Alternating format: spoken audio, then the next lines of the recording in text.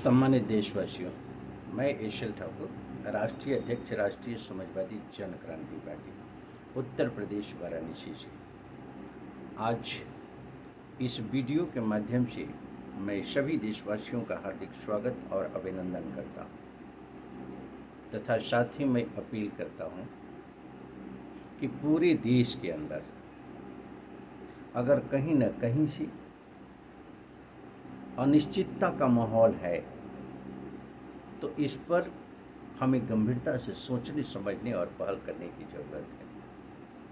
आज आप सभी का मैं ध्यान आकर्षित करना चाहता हूँ उस संस्था के प्रति, उस संस्था के तरफ विशेष आकर्षण के लिए जो इंश्योरेंस सेक्टर के रूप में पूरे देश के अंदर जानी जाती है। प्रथम इंश्योरेंस कंपनी भारतीय जीवन बीमा निगम, विश्व की चौथी बड़ी इंश्योरेंस कंपनी के रूप में आज मैं कुछ रहस्यमय बिंदुओं पर प्रकाश में डालूंगा। ये डालना नितांत आवश्यक इसलिए प्रतीत होता है क्योंकि 28 करोड़ पॉलिसी धारकों सहित 14 लाख अभिकर्ताओं के शोषण का लगातार प्रयास है भ्रष्ट प्रबंधन द्वारा, और यह प्रवृत्ति निरंतर बढ़ती चली जा रही है क्योंकि भारतीय जीवन बीमा निगम कार्य क्षेत्र होने के नाते मैंने देखा बड़ी ही नज़दीक से और लगातार 2 दशकों तक संघर्ष का इतिहास रहा। इसमें परिवर्तन को लेकर के अहंकार की प्रकाष्ठा में डूबा हुआ प्रबंधन लगातार अभिकर्ताओं की शोषण की प्रक्रिया अपना करके चला आ रहा है और 28 करोड़ पॉलिसी धारकों के हितों को नज़रअंदाज करता चला आ रहा है। मैं आज ज्वलंत कुछ प्रश्न पूछूंगा राष्ट्रीय समाजवादी जन क्रांति पार्टी के प्लेटफॉर्म के अंतर्गत, क्योंकि जनहित का मुद्दा संगठनात्मक औचित्य को चरितार्थ करने के लिए और पॉलिटिकल आधार पर उसे उठाने के लिए ये बहुत जरूरी है कि नेतृत्व अपने नैतिक कर्तव्यों का अनुपालन करते हुए उस पर प्रकाश डाले। जैसा कि मेरे पास पुख्ता और प्रमाणित आधार है,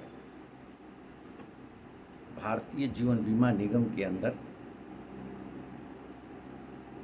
अनियमितता और भ्रष्टाचार की प्रकाष्ठा है। इन भ्रष्ट प्रबंधन के लोगों द्वारा अभिकर्ताओं के दमन के लिए 1972 रेगुलेशन अमेंडमेंट 2017 बनाया गया है, जिसका तमाम अध्ययन के पश्चात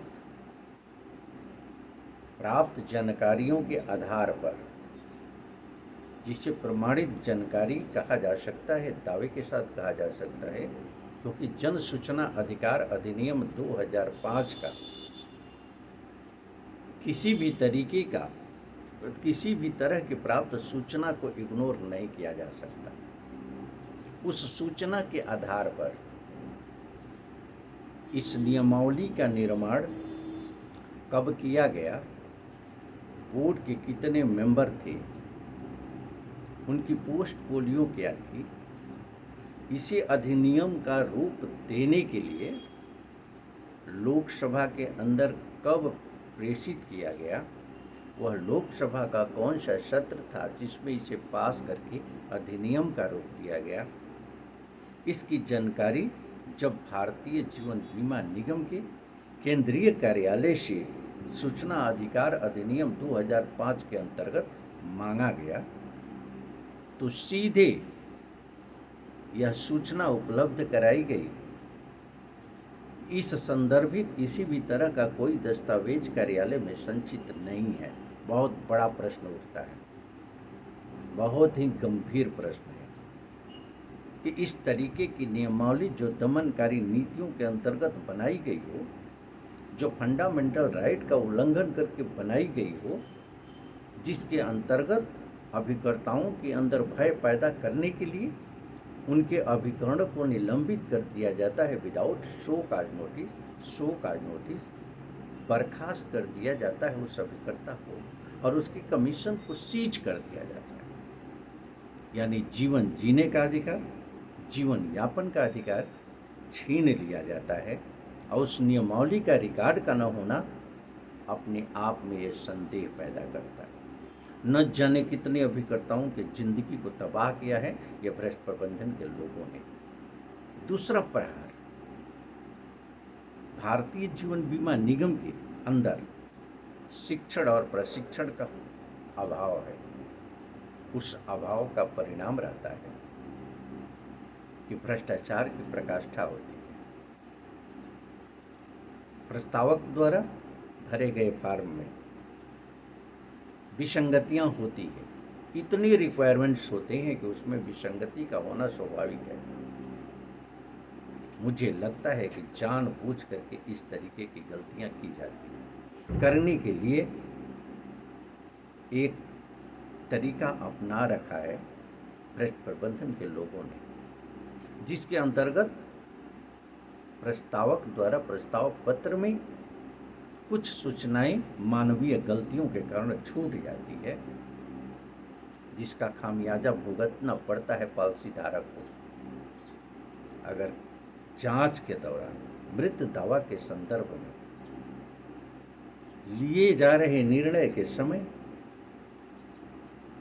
अपने ही अधिकारियों द्वारा उस पॉलिसी की इंक्वायरी कराई जाती है, जांच कराई जाती है, तथा उस प्रस्ताव पत्र में किसी भी तरह कोई विसंगतियां पाई जाती है, तो विसंगतियों के कारण उस प्रस्ताव के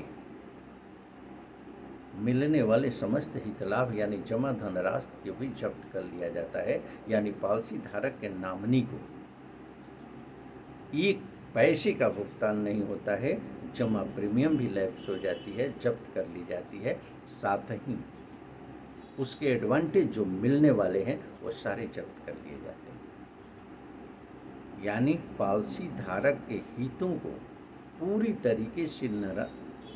पूरी तरह से नज़रअंदाज करके उनकी सारी भविष्य की योजनाओं को विफल कर देता है ये भ्रष्ट प्रबंधन।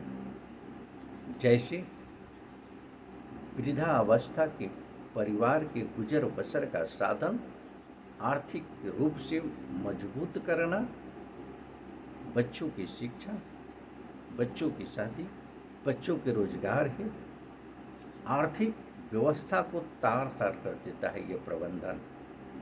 न जाने कितनी इस तरीके के पॉलिसी धारक के नॉमिनी परेशान होंगे, परिवार परेशान होगा, ये कहना बहुत ही मुश्किल है। ये जांच का विषय है।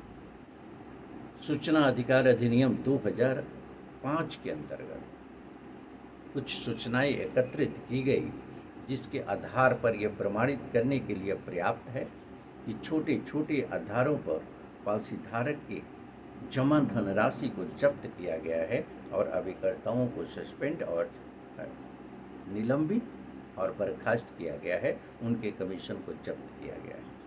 बहुत ही गंभीर और चिंतनीय विषय है, जिसको लगातार प्रबंधन के संज्ञान में लाता रहा है संगठन भारतीय जीवन बीमा निगम के अंदर कार्यरत all India life insurance agents association. लेकिन प्रबंधन के कानों पर जू नहीं रहता। आज राष्ट्रीय समाजवादी जन क्रांति पार्टी इस विषय को टेकअप करके पूरे देश के जो भी हमारी संस्थाएं हैं जो कि वित्तीय सेक्टर से गवर्न होती है, ये कहना अतिशयोक्ति नहीं होगा कि इंश्योरेंस सेक्टर को संरक्षित एवं गाइडलाइन देने वाला, सुपरविजन करने वाला आईआरडीए के श्रीमान अध्यक्ष महोदय को भी इस विषय वस्तु से अवगत कराया है राष्ट्रीय समाजवादी जन क्रांति पार्टी ने। कार्यकारी प्रबंध निदेशक, मुख्य कार्यकारी प्रबंध निदेशक महोदय को भी अवगत कराया है राष्ट्रीय समाजवादी जन क्रांति पार्टी ने। माननीय वित्त मंत्री भारत सरकार सहित माननीय प्रधानमंत्री भारत सरकार को भी इस विषय वस्तु से अवगत कराया है राष्ट्रीय समाजवादी जन क्रांति पार्टी ने। और व्याप्त भ्रष्टाचार को लेकर के, अधिकारों के दुरुपयोग को लेकर के, अनियमितता को लेकर के सवाल उठाया है बड़ी ही प्रबलता से राष्ट्रीय समाजवादी जन क्रांति पार्टी ने। और 30 दिनों के अंदर जवाब आ जाता है या जवाब नहीं आता है,